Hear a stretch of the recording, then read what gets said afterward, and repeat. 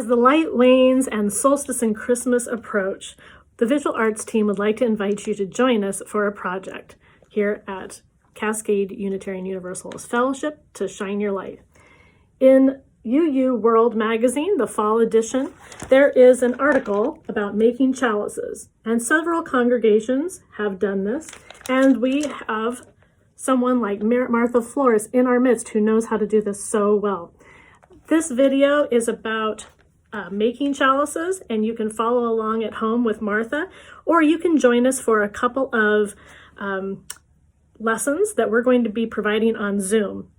Martha and I will be teaching on Wednesday, November 18th at 11 o'clock in the morning, and then that Friday, November 20th, during happy hour at 5, and then on Monday, November 23rd, again at 11 o'clock.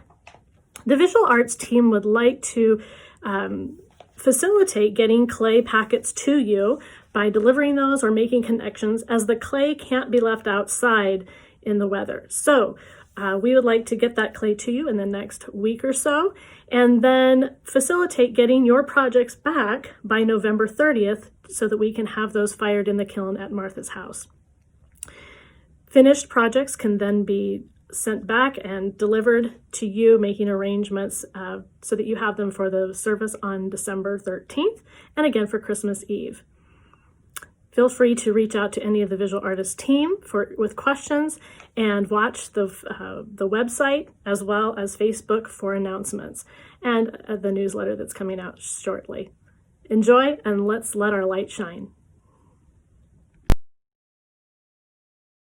Hi, my name is Martha Flores, and today we're going to make a chalice out of clay. This is terracotta clay, brown clay, and our chalice in some religions is like a cup. It's used like a cup. In our Unitarian fellowship, it's something to hold the light. When we start our service, we light it up and we said, may this light be with us, and then we turn it off. May you carry the light with you. So the ones that I think they're really cute are shapes. This is a shape like a bird, and it's simply a pinch pot with a tail and a head. So you're going to see how simple it is to make something like this, and you will put the light inside. Clay, you can cut it with a wire like this, or with a piece of dental floss, or any hard string that you have at home. So see how easy it cuts? Very easy. If it is a little too hard, your clay, you may put a little water with a rag and put it inside your clay, or just wet your hands. This one, I got it soft already to demonstrate how to make a pot, a chalice. So I take a piece of clay, this is called a pinch pot in ceramic, and you make it round like a ball. So you go like this, and you can go like this too, and round it up and make a ball as perfect as you can. Mine is obviously looks like a potato, but anyway, this is the beginning of a pinch pot. So once you get your nice round ball, you take your thumb and you push it in, and then you take your other thumb and you push them in, and then you go around, and if you press perfectly the same strength, the same you will come out really nice and perfect. I have a trouble doing that, so mine is never perfect, but it's, good enough. So there it is. Look how quickly I made a pot.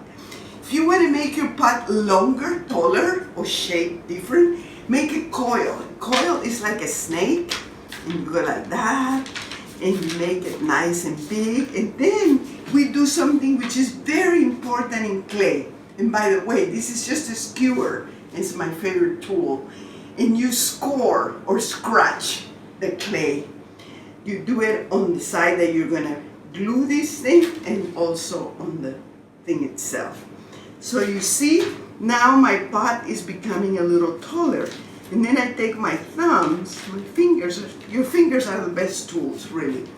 So you go around and you make it part of the pot. So here I am. Okay, so here I made it a little taller.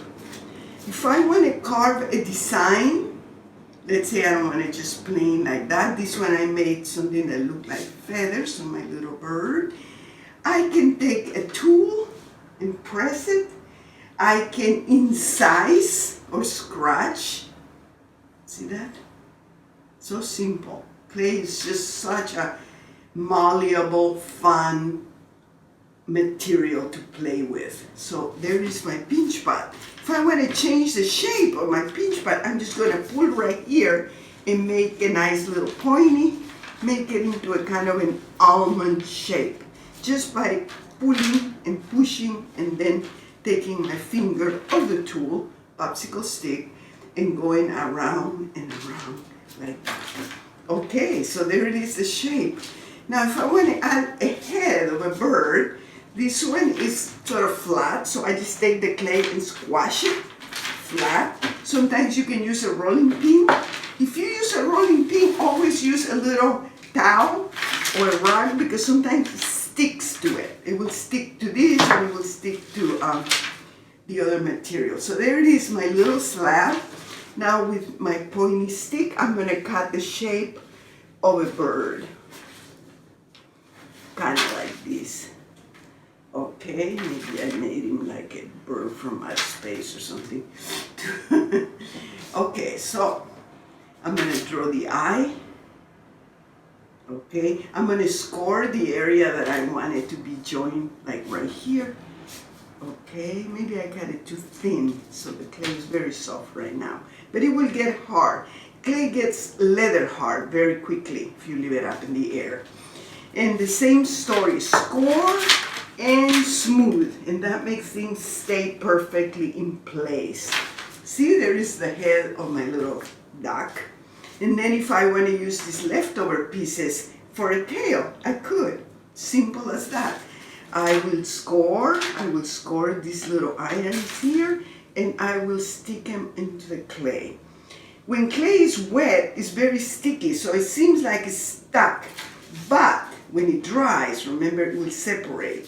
So that's what we score. That's what we always scratch. So I made a kind of a swallowtail that is like a point like that, 2 points. So there is one. Okay, you want to do something different? Same thing, take off this and you can add something else. Okay, so if you're going to make a slab out of clay, it's good to have a rolling pin or anything, a bottle, something that you can roll the clay, and that makes it nice and flat and even. And then you can take your skewer and cut the shape that you want. And I'm cutting these petal-like shapes. So I'm cutting it kind of like this shape. And then I score, which means to scratch. And that is just little scratches here and in the area where I want the petal to stick. And there it goes. So there it will stick. And then I smooth it with my fingers like that. Or with the popsicle stick, that's also working good, or any other tool that you might have at home. So that way they stick really good, because clay, when it's wet, is very sticky, but when it dries, it separates. So we don't want that to happen. So the best thing is to do scratching or scoring with a sharp tool. Also, incising is to decorate the clay by scratching it and doing designs in it like this. See? So clay is just so much fun and so easy to work with. So there you have it. This is the beginning of a flower of clay. So that is a chalice made out of clay, terracotta, and here's a bird, and here's the beginning of a flower. Thank you so much.